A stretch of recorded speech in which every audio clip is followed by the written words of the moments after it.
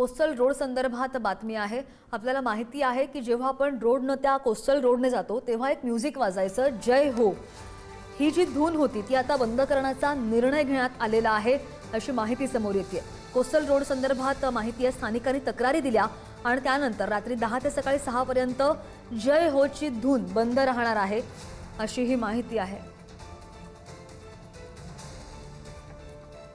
बहुचर्चित मुंबईतला असणारा कोस्टल रोड आणि कोस्टल रोडवरती गेल्या महिनाभरापूर्वी मुख्यमंत्री देवेंद्र फडणवीस यांनी उद्घाटन केलेला हा मेलोडी रोड स्पेशल असा मानला जात होता, कारण अनेक जो आनंद आहे गाण्याचा तो लुटताना मुंबईकर आपण या रस्त्यावरती पाहायला मिळत होते। मात्र हा जो रस्ता आहे तो बॅरिकेडिंगनं काही तात्पुरत्या कालावधीसाठी बंद करण्यात आलेला आपल्याला पाहायला मिळतोय। समोर आपण बघतोय की याच ठिकाणाहून मेलोडी जो रस्ता आहे, जे जय हो गाणं आहे ते वाजताना ते जय हो गाणं वाजू नये याच्यासाठी खबरदारी म्हणून पालिकेकडून हे जे बॅरिकेडिंग आहे ते करण्यात आल्याची जी माहिती आहे ती समोर येत असताना आपल्याला पाहायला मिळते।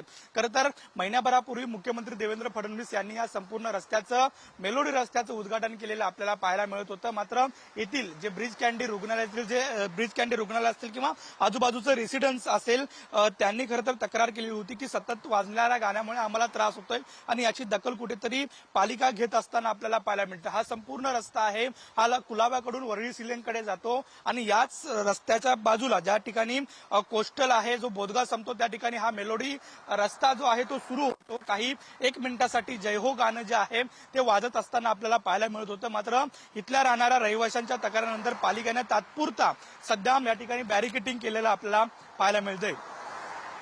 व्हिडिओ विकास सोबत नंदकिशोर गावडे, पुढारी न्यूज, मुंबई।